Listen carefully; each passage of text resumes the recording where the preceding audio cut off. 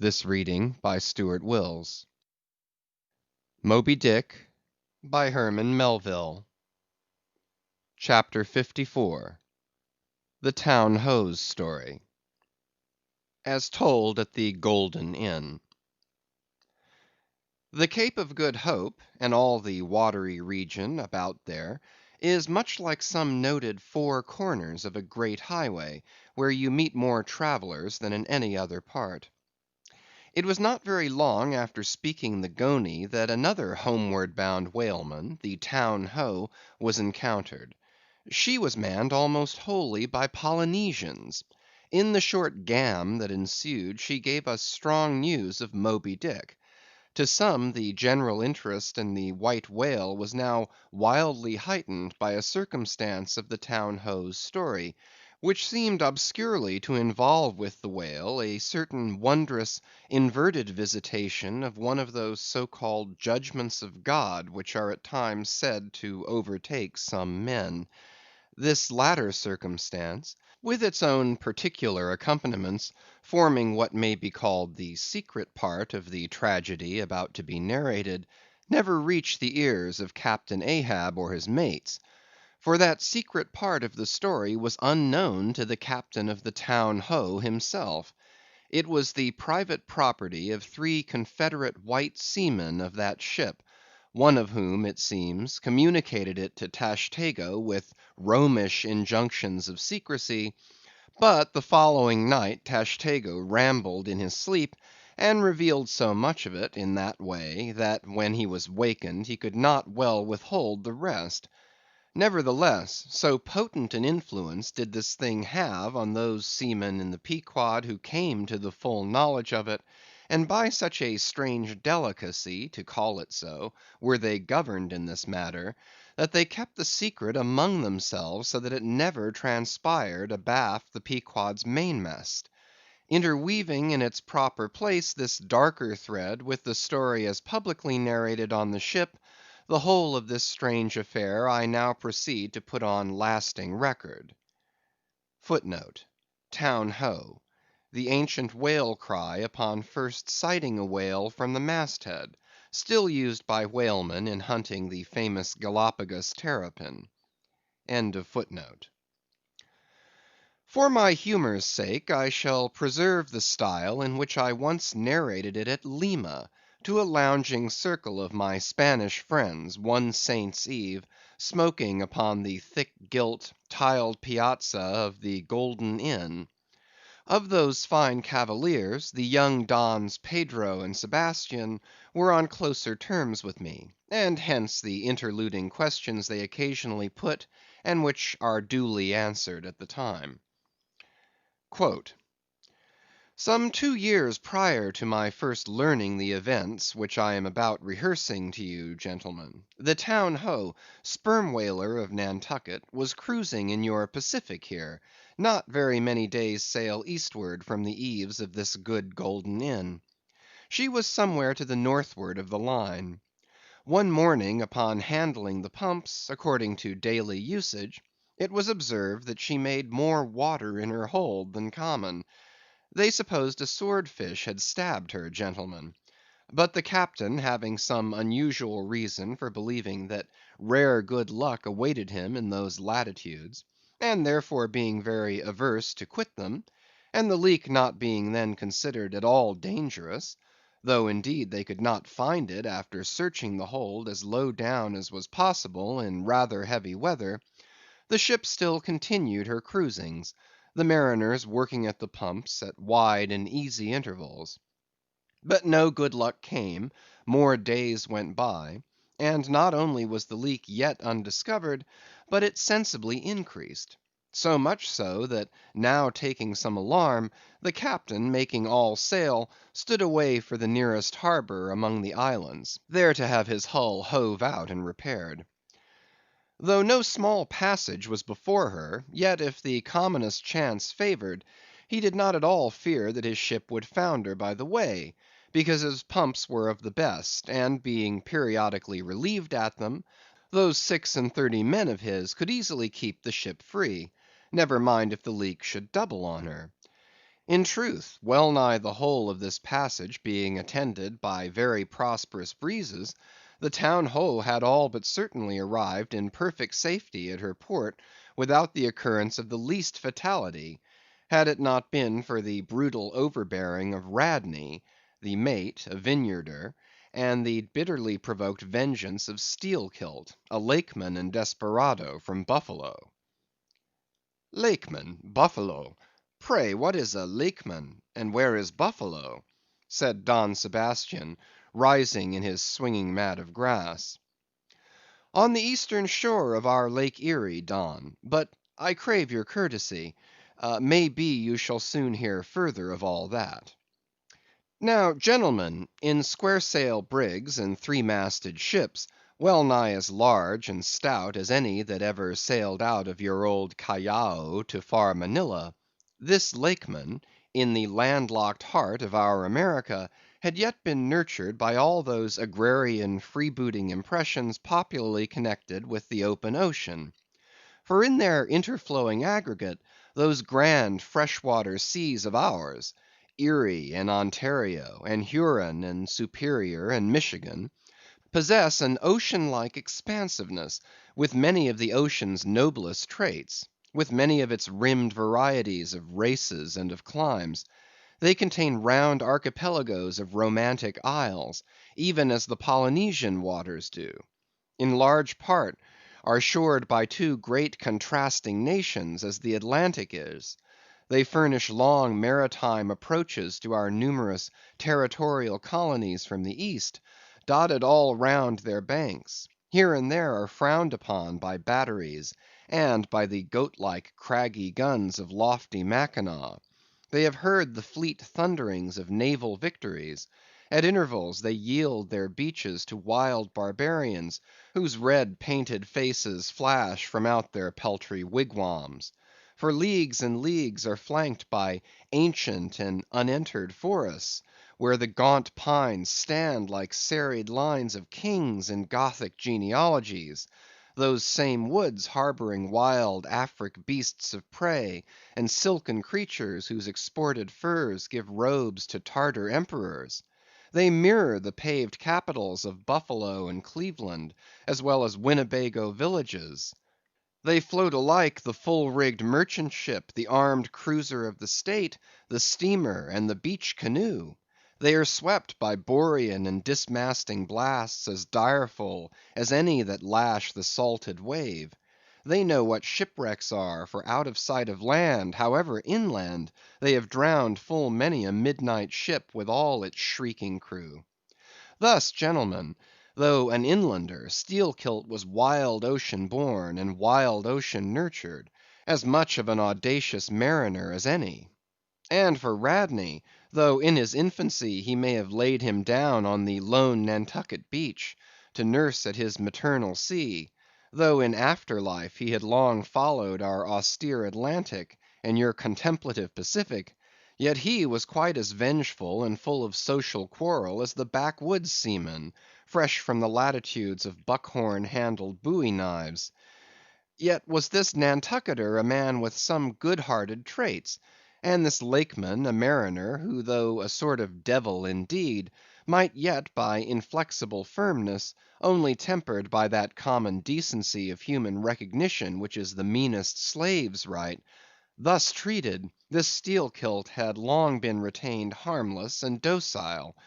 At all events, he had proved so thus far; but Radney was doomed and made mad, and Steelkilt—but, gentlemen, you shall hear.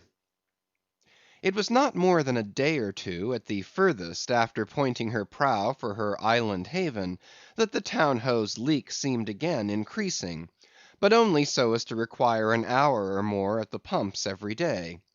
You must know that in a settled and civilized ocean like our Atlantic, for example, some skippers think little of pumping their whole way across it; though of a still sleepy night, should the officer of the deck happen to forget his duty in that respect, the probability would be that he and his shipmates would never again remember it, on account of all hands gently subsiding to the bottom. Nor in the solitary and savage seas far from you to the westward, gentlemen, Is it altogether unusual for ships to keep clanging at their pump handles in full chorus, even for a voyage of considerable length? That is, if it lie along a tolerably accessible coast, or if any other reasonable retreat is afforded them. It is only when a leaky vessel is in some very out of the way part of those waters, some really landless latitude, that her captain begins to feel a little anxious. Much this way had it been with the Townho. So when her leak was found gaining once more, there was in truth some small concern manifested by several of her company, especially by Radney the mate. He commanded the upper sails to be well hoisted, sheeted home anew, and every way expanded to the breeze. Now this Radney, I suppose, was as little of a coward, and as little inclined to any sort of nervous apprehensiveness touching his own person, as any fearless, unthinking creature on land or on sea that you can conveniently imagine, gentlemen. Therefore, when he betrayed this solicitude about the safety of the ship, some of the seamen declared that it was only on account of his being a part owner in her. So when they were working that evening at the pumps, there was on this head no small gamesomeness slyly going on among them, as they stood with their feet continually overflowed by the rippling clear water, clear as any mountain spring, gentlemen, that, bubbling from the pumps, ran across the deck, and poured itself out in steady spouts at the lee scupper holes. Now, as you well know, it is not seldom the case in this conventional world of ours, watery or otherwise, that when a person placed in command over his fellow men finds one of them to be very significantly his superior in general pride of manhood, straightway against that man he conceives an unconquerable dislike and bitterness. And if he have a chance, he will pull down and pulverize that subaltern's tower, and make a little heap of dust of it. Be this conceit of mine as it may, gentlemen, at all events Steelkilt was a tall and noble animal with a head like a Roman, and a flowing golden beard like the tasselled housings of your last viceroy's snorting charger, and a brain and a heart and a soul in him, gentlemen, which had made Steelkilt Charlemagne, had he been born son to Charlemagne's father. But Radney, the mate, was as ugly as a mule, yet as hardy, as stubborn, as malicious. He did not love Steelkilt, and Steelkilt knew it.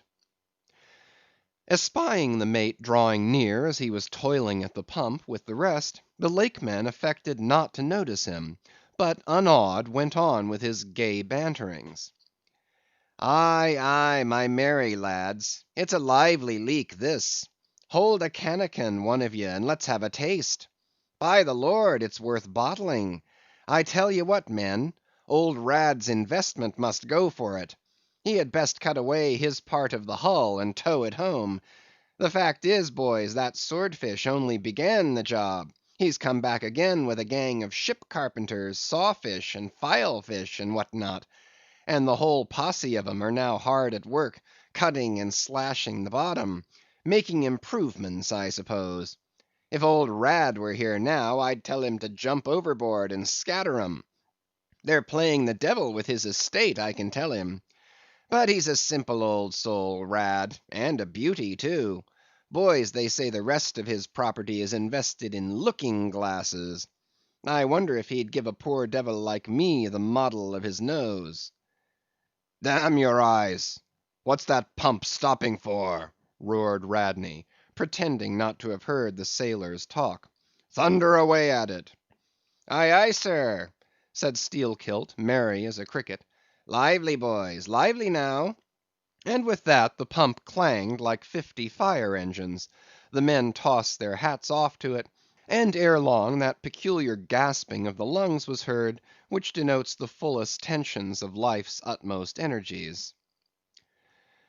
Quitting the pump at last with the rest of his band, the Lakeman went forward all panting, and sat himself down on the windlass, his face fiery red, his eyes bloodshot, and wiping the profuse sweat from his brow. Now what cozening fiend it was, gentlemen, that possessed Radney to meddle with such a man in that corporeally exasperated state, I know not. But so it happened. Intolerably striding along the deck, the mate commanded him to get a broom and sweep down the planks, and also a shovel, and remove some offensive matters consequent upon allowing a pig to run at large. Now, gentlemen, sweeping a ship's deck at sea is a piece of household work, which in all times but raging gales is regularly attended to every evening. It has been known to be done in the case of ships actually foundering at the time. Such, gentlemen, is the inflexibility of sea usages, and the instinctive love of neatness in seamen, some of whom would not willingly drown without first washing their faces. But in all vessels this broom business is the prescriptive province of the boys, if boys there be aboard. Besides, it was the stronger men in the Townho that had been divided into gangs, taking turns at the pumps; and being the most athletic seaman of them all, Steelkilt had been regularly assigned captain of one of the gangs; consequently he should have been freed from any trivial business not connected with truly nautical duties, such being the case with his comrades. I mention all of these particulars so that you may understand exactly how this affair stood between the two men. But there was more than this. The order about the shovel was almost as plainly meant to sting and insult Steelkilt as though Radney had spat in his face. Any man who has gone sailor in a whale ship will understand this; and all this, and doubtless much more, the Lakeman fully comprehended when the mate uttered his command. But as he sat still for a moment, and as he steadfastly looked into the mate's malignant eye, and perceived the stacks of powder casks heaped up in him, and the slow match silently burning along towards them; as he instinctively saw all this, that strange forbearance and unwillingness to stir up the deeper passionateness in any already ireful being; a repugnance most felt, when felt at all, by really valiant men, even when aggrieved; this nameless phantom feeling, gentlemen, stole over Steelkilt. Therefore, in his ordinary tone, only a little broken by the bodily exhaustion he was temporarily in, he answered him saying that sweeping the deck was not his business, and he would not do it. And then, without at all alluding to the shovel, he pointed to three lads as the customary sweepers, who, not being billeted at the pumps, had done little or nothing all day. To this Radney replied with an oath, in a most domineering and outrageous manner, unconditionally reiterating his command, meanwhile advancing upon the still seated Lakeman with an uplifted cooper's club hammer, which he had snatched from a cask near by. Heated and irritated as he was by his spasmodic toil at the pumps, for all his first nameless feeling of forbearance, the sweating Steelkilt could but ill brook this bearing in the mate. But somehow still smothering the conflagration within him, without speaking he remained doggedly rooted to his seat; till at last the incensed Radney shook the hammer within a few inches of his face, furiously commanding him to do his bidding. Steelkilt rose, and slowly retreating round the windlass, steadily followed by the mate with his menacing hammer, deliberately repeated his intention not to obey.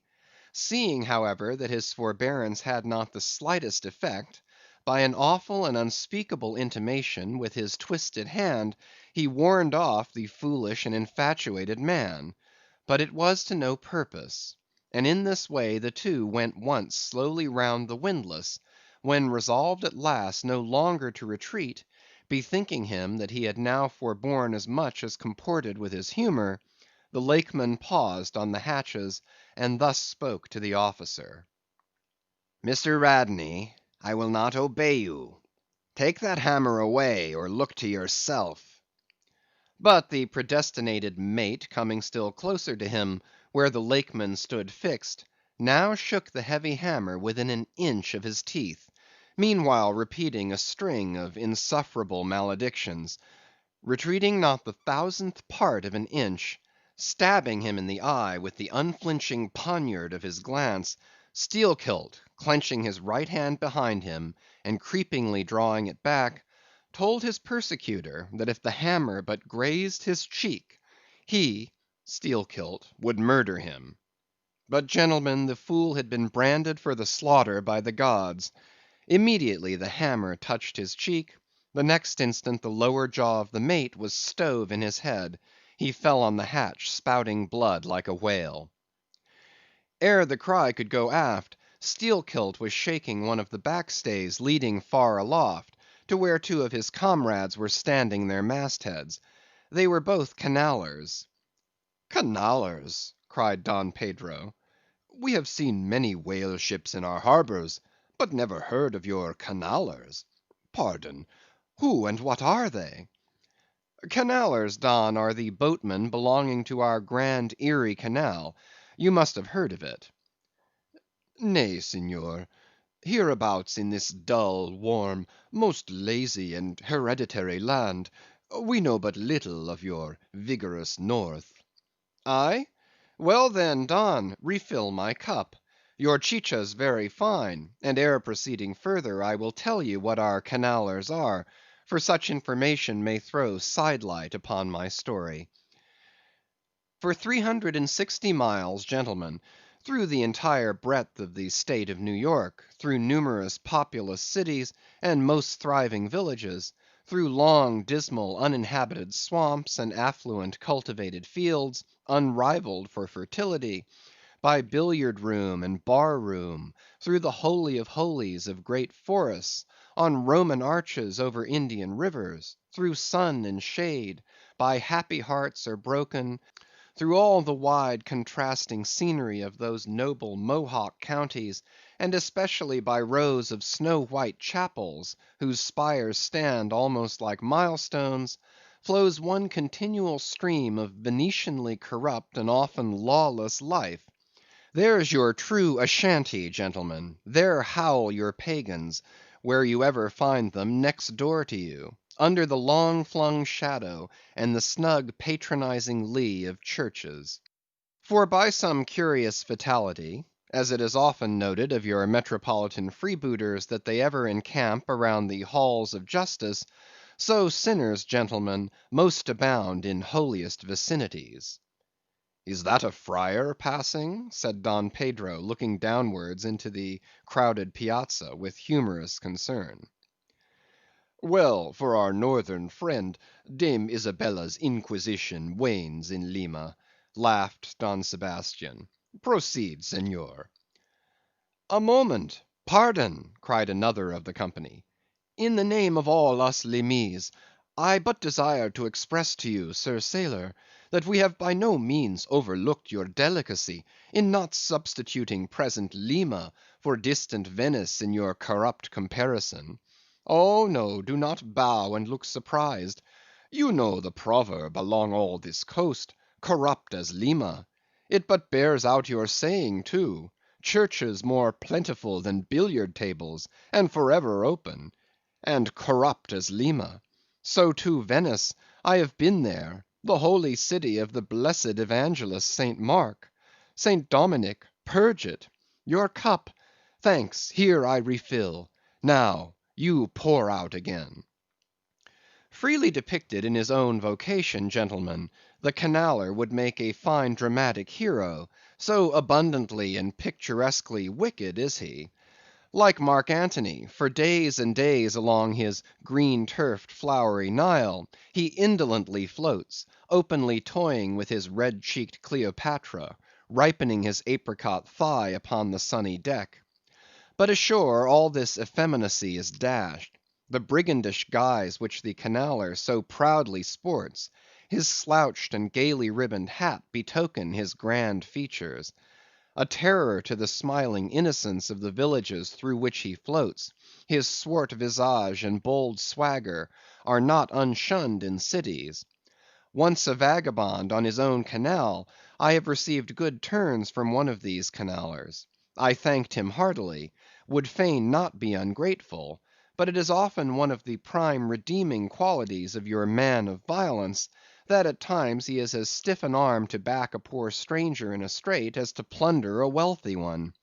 In sum, gentlemen, what the wildness of this canal life is emphatically evinced by this, that our wild whale fishery contains so many of its most finished graduates, and that scarce any race of mankind, except Sydney men, are so much distrusted by our whaling captains. Nor does it at all diminish the curiousness of this matter, that to many thousands of our rural boys and young men born along its line, the probationary life of the Grand Canal furnishes the sole transition between quietly reaping in a Christian cornfield, and recklessly ploughing the waters of the most barbaric seas. "I see, I see," impetuously exclaimed Don Pedro, spilling his chicha upon his silvery ruffles. "No need to travel. The world's one Lima. I had thought now that at your temperate north the generations were cold and holy as the hills. But the story." I left off, gentlemen, where the Lakeman shook the backstay. Hardly had he done so, when he was surrounded by the 3 junior mates and the 4 harpooneers, who all crowded him to the deck. But sliding down the ropes like baleful comets, the 2 Canallers rushed into the uproar, and sought to drag their man out of it toward the forecastle. Others of the sailors joined with them in this attempt, and a twisted turmoil ensued. While standing out of harm's way, the valiant captain danced up and down with a whale pike, calling upon his officers to manhandle that atrocious scoundrel, and smoke him along to the quarter deck. At intervals he ran close up to the revolving border of the confusion, and prying into the heart of it with his pike, sought to prick out the object of his resentment. But Steelkilt and his desperadoes were too much for them all. They succeeded in gaining the forecastle deck, where, hastily slewing about 3 or 4 large casks in a line with the windlass, these sea Parisians entrenched themselves behind the barricade. "Come out of that, ye pirates!" roared the captain, now menacing them with a pistol in each hand, just brought to him by the steward. "Come out of that, ye cutthroats!" Steelkilt leaped on the barricade, and striding up and down there, defied the worst the pistols could do, but gave the captain to understand distinctly that his, Steelkilt's death, would be the signal for a murderous mutiny on the part of all hands. Fearing in his heart lest this might prove but too true, the captain a little desisted, but still commanded the insurgents instantly to return to their duty. "Will ye promise not to touch us if we do?" demanded their ringleader. "Turn to! Turn to! I make no promise. To your duty! Do you want to sink the ship by knocking off at a time like this? Turn to!" And he once more raised a pistol. "Sink the ship!" cried Steelkilt. "Aye, let her sink. Not a man of us turns to, unless ye swear not to raise a rope yarn against us. What say ye, men?" turning to his comrades. A fierce cheer was their response. The Lakeman now patrolled the barricade, all the while keeping his eye on the captain, and jerking out such sentences as these: "It's not our fault. We didn't want it. I told him to take his hammer away. It was boy's business. He might have known me before this. I told him not to prick the buffalo. I believe I have broken a finger here against his cursed jaw. Ain't those mincing knives down in the forecastle there, men? Look to those handspikes, my hearties. Captain, by God, look to yourself. Say the word, and don't be a fool. Forget it all. We are ready to turn to. Treat us decently, and we're your men, but we won't be flogged. Turn to! I make no promises. Turn to, I say." "Look ye now," cried the Lakeman, flinging out his arms towards him. "There are a few of us here, and I am one of them, who have shipped for the cruise, d'ye see. Now, as you well know, sir, we can claim our discharge as soon as the anchor is down. So we don't want a row. It's not our interest. We want to be peaceable. We are ready to work, but we won't be flogged." "Turn to!" roared the captain. Steelkilt glanced round him a moment, and then said, "I tell you what it is now, captain. rather than kill you and be hung for such a shabby rascal. We won't lift a hand against you unless ye attack us. But till ye say the word about not flogging us, we don't do a hand's turn. Down into the forecastle then. Down with ye. I'll keep ye there till ye're sick of it. Down ye go. Shall we? Cried the ringleader to his men. Most of them were against it, but at length, in obedience to Steelkilt, they preceded him down into their dark den, growlingly disappearing like bears into a cave. As the Lakeman's bare head was just level with the planks, the captain and his posse leaped the barricade, and rapidly drawing over the slide of the scuttle, planted their group of hands upon it, and loudly called for the steward to bring the heavy brass padlock belonging to the companionway. Then opening the slide a little, the captain whispered something down the crack, closed it, and turned the key upon them, 10 in number, leaving on deck some 20 or more, who thus far had remained neutral. All night a wide-awake watch was kept by all the officers, forward and aft, especially about the forecastle scuttle and fore hatchway, at which last place was feared the insurgents might emerge, after breaking through the bulkhead below. But the hours of darkness passed in peace, the men who still remained at their duty toiling hard at the pumps, whose clinking and clanking at intervals through the dreary night dismally resounded through the ship. At sunrise the captain went forward, and knocking on the deck, summoned the prisoners to work, but with a yell they refused. Water was then lowered down to them, and a couple of handfuls of biscuit were tossed after it, when again turning the key upon them and pocketing it, the captain returned to the quarter-deck. Twice every day for 3 days this was repeated, but on the 4th morning a confused wrangling, and then a scuffling was heard, as the customary summons was delivered, and suddenly 4 men burst up from the forecastle, saying they were ready to turn to. The fetid closeness of the air, and a famishing diet, united perhaps to some fears of ultimate retribution, had constrained them to surrender at discretion. Emboldened by this, the captain reiterated his demand to the rest, but Steelkilt shouted to him a terrific hint to stop his babbling and betake himself where he belonged. On the 5th morning, 3 others of the mutineers bolted up into the air from the desperate arms below that sought to restrain them. Only 3 were left. "Better turn to now?" said the captain with a heartless jeer. "Shut us up again, will ye?" cried Steelkilt. "Oh, certainly," the captain, and the key clicked.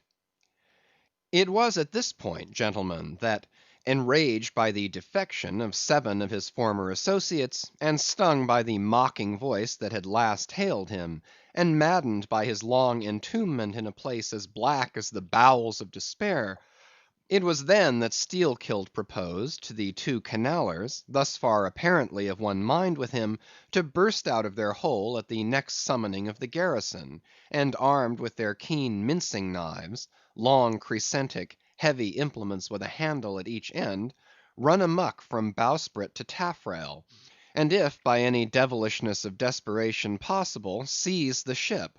For himself, he would do this, he said, whether they joined him or not. That was the last night he should spend in that den. But the scheme met with no opposition on the part of the other 2.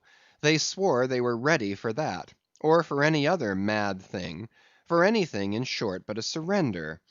And what was more, they each insisted on being the first man on deck, when the time to make the rush should come. But to this their leader as fiercely objected, reserving that priority for himself, particularly as his 2 comrades would not yield the one to the other in the matter. And both of them could not be first, for the latter would but admit 1 man at a time. And here, gentlemen, the foul play of these miscreants must come out. Upon hearing the frantic project of their leader, each in his own separate soul had suddenly lighted, it would seem, upon the same piece of treachery, namely, to be foremost in breaking out, in order to be the first of the 3, though the last of the 10, to surrender, and thereby secure whatever small chance of pardon such conduct might merit. But when Steelkilt made known his determination still to lead them to the last, They in some way, by some subtle chemistry of villainy, mixed their before secret treacheries together, and when their leader fell into a doze, verbally opened their souls to each other in 3 sentences, and bound the sleeper with cords, and gagged him with cords, and shrieked out for the captain at midnight. Thinking murder at hand, and smelling in the dark for the blood, he and all his armed mates and harpooneers rushed for the forecastle.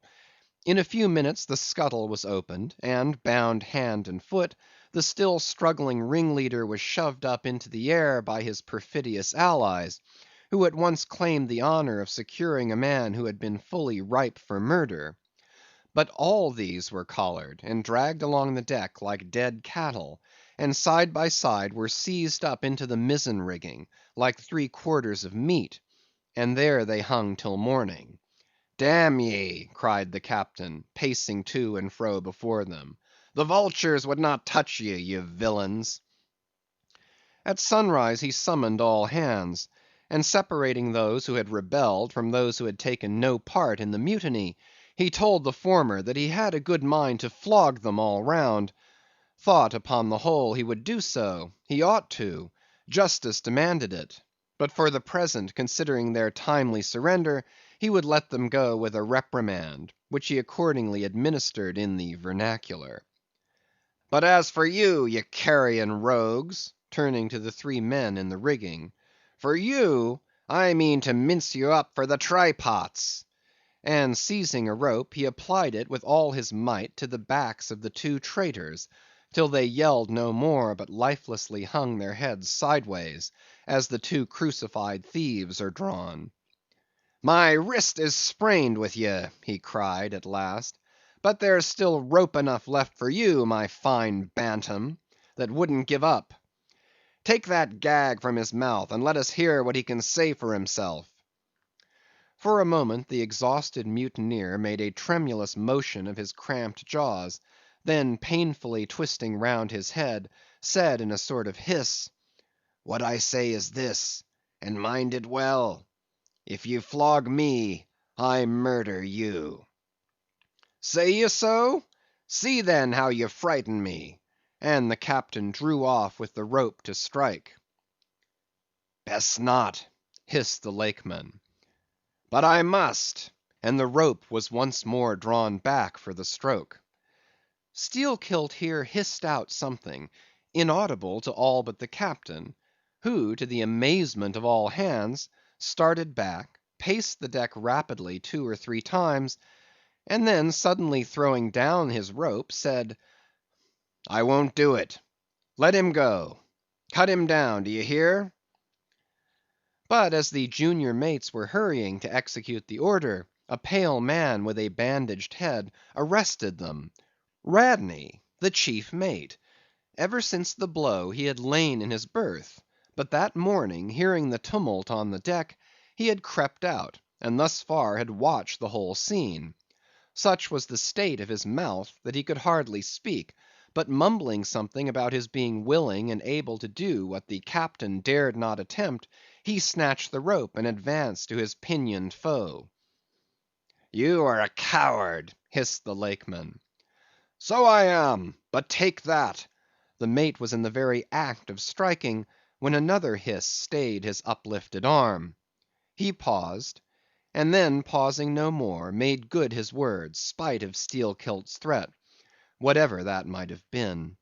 The 3 men were then cut down, all hands were turned to, and sullenly worked by the moody seamen, the iron pumps clanged as before.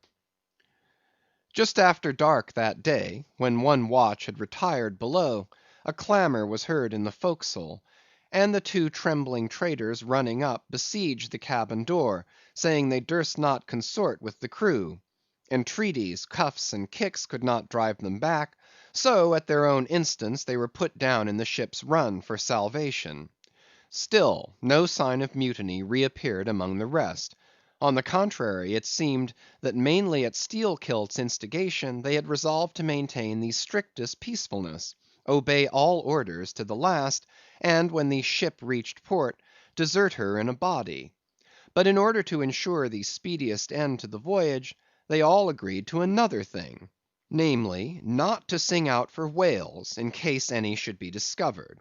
For spite of her leak, and spite of all her other perils, the Townho still maintained her mastheads, and her captain was just as willing to lower for a fish at that moment as on the day his craft first struck the cruising ground; and Radney, the mate, was quite as ready to change his berth for a boat, and with his bandaged mouth seek to gag in death the vital jaw of the whale.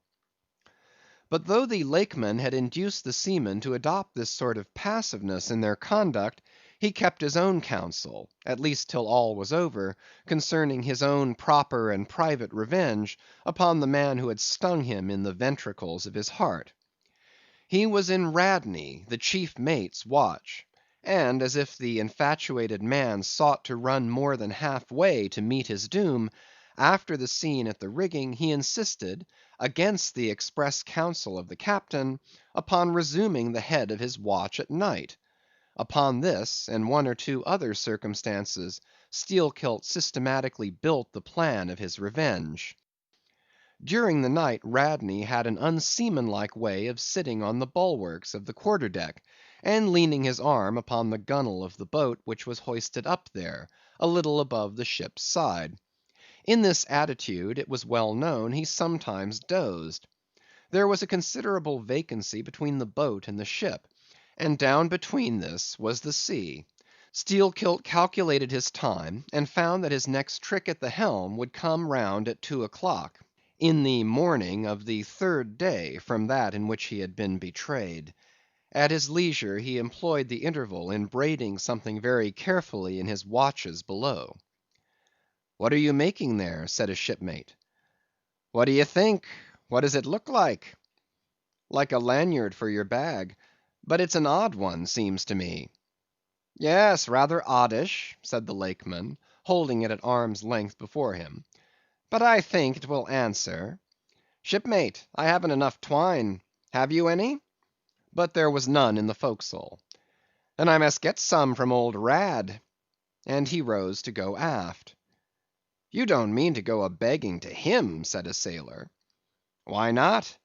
D'ye think he won't do me a turn when it's to help himself in the end, shipmate?" And going to the mate, he looked at him quietly, and asked him for some twine to mend his hammock. It was given him; neither twine nor lanyard were seen again; but the next night an iron ball, closely netted, partly rolled from the pocket of the Lakeman's monkey jacket, as he was tucking the coat into his hammock for a pillow. 24 hours after, his trick at the silent helm, nigh to the man who is apt to doze over the grave always ready dug to the seaman's hand, that fatal hour was then to come, and in the foreordaining soul of Steelkilt, the mate was already stark and stretched as a corpse, with his forehead crushed in. But, gentlemen, a fool saved the would-be murderer from the bloody deed he had planned. Yet complete revenge he had, and without being the avenger; for by a mysterious fatality, Heaven itself seemed to step in and take out of his hands into its own the damning thing he would have done. It was just between daybreak and sunrise of the morning of the second day, when they were washing down the decks, that a stupid Teneriffe man, drawing water in the main chains, all at once shouted out, "There she rolls! There she rolls! Jesu you, what a whale!" It was Moby-Dick. "Moby-Dick!" cried Don Sebastian. "St. Dominic! Sir Sailor, but do whales have christenings? Whom call you Moby-Dick?" "A very white, and famous, and most deadly immortal monster, Don; but that would be too long a story." "How? how?" cried all the young Spaniards, crowding. "Nay, Dons, Dons, nay, nay, I cannot rehearse that now; let me get more into the air, sirs." "The chicha, the chicha!" cried Don Pedro. "Our vigorous friend looks faint; fill up his empty glass." "No need, gentlemen; one moment, and I proceed. Now, gentlemen, so suddenly perceiving the snowy whale within 50 yards of the ship, forgetful of the compact among the crew, In the excitement of the moment, the Teneriffe man had instinctively and involuntarily lifted his voice for the monster, though for some little time past it had been plainly beheld from the three sullen mast heads. All was now a frenzy. "The White Whale!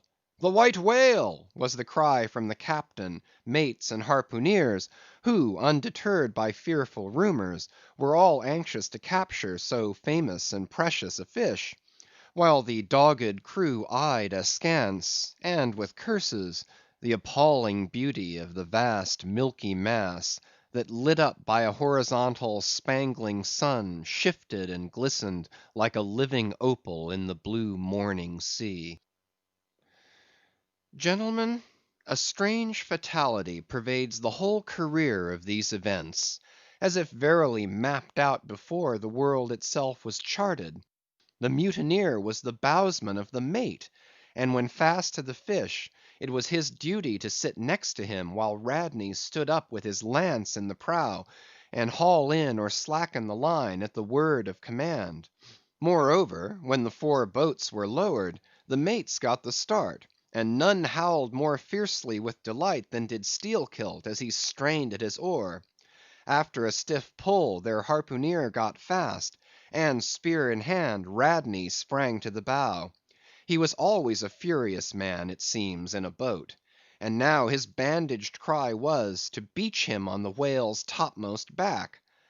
Nothing loath, his bowsman hauled him up and up, and through a blinding foam that blent two whitenesses together, till of a sudden the boat struck as against a sunken ledge, and keeling over, spilled out the standing mate.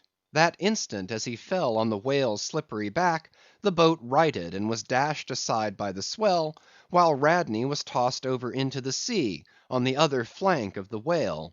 He struck out through the spray, and for an instant was dimly seen through that veil, wildly seeking to remove himself from the eye of Moby-Dick. But the whale rushed round in a sudden maelstrom, seized the swimmer between his jaws, and rearing high up with him, plunged headlong again, and went down. Meantime, at the first tap of the boat's bottom, the Lakeman had slackened the line, so as to drop astern from the whirlpool. Calmly looking on, he thought his own thoughts. But a sudden terrific downward jerking of the boat quickly brought his knife to the line. He cut it, and the whale was free. But at some distance Moby-Dick rose again, and with some tatters of Radney's red woolen shirt caught in the teeth that had destroyed him. All four boats gave chase again, but the whale eluded them, and finally wholly disappeared.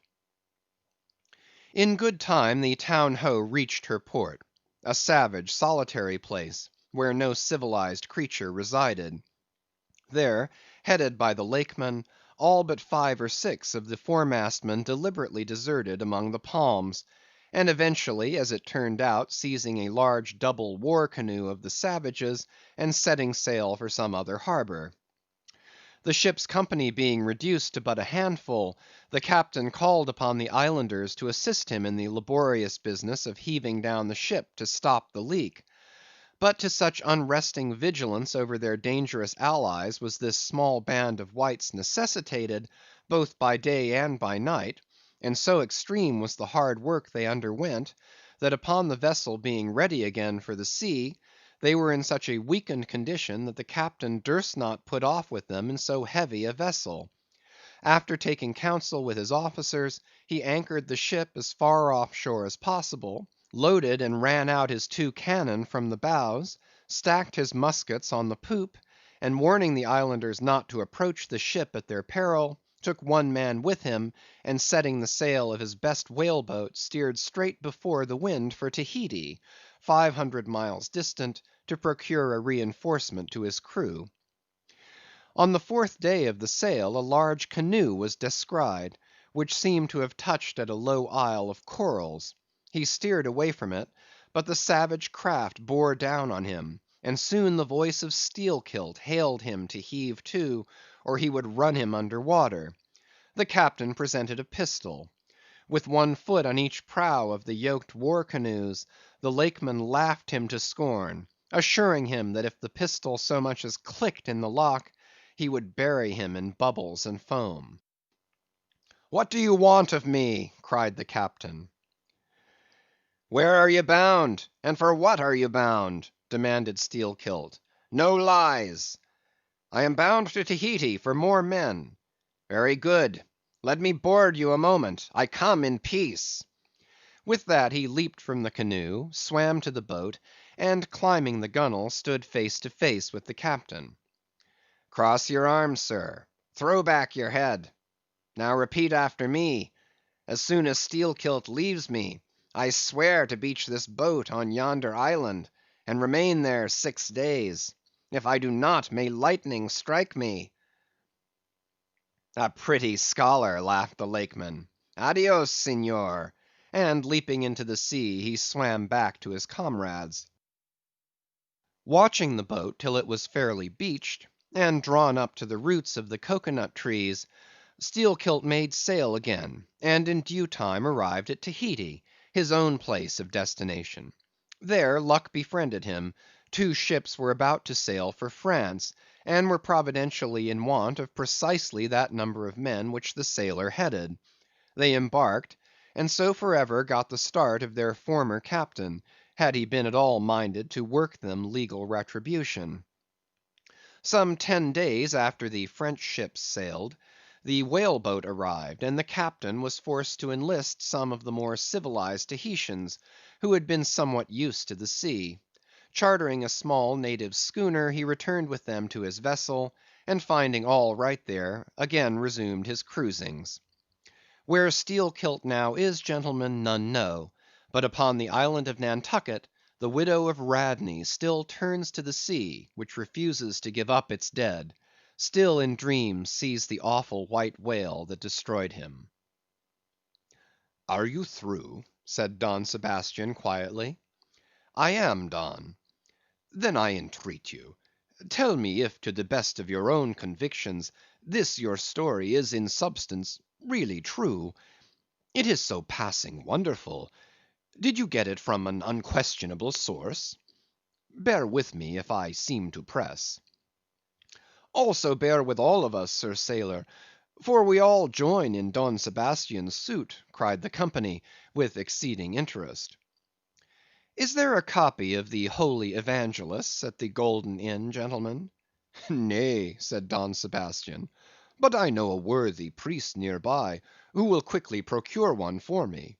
"I go for it. But are you well advised? This may grow too serious." "Will you be so good as to bring the priest also, Don?"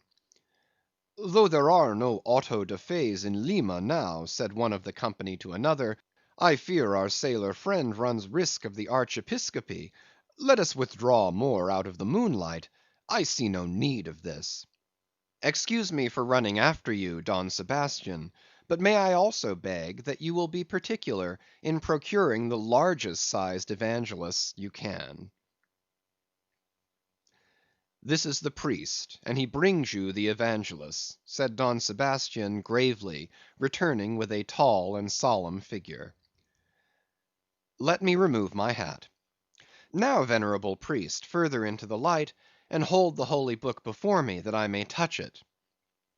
So help me heaven, and on my honor, the story I have told you, gentlemen, is in substance, and its great items, true. I know it to be true. It happened on this ball. I trod the ship. I knew the crew. I have seen and talked with Steelkilt since the death of Radney." End of Chapter 54.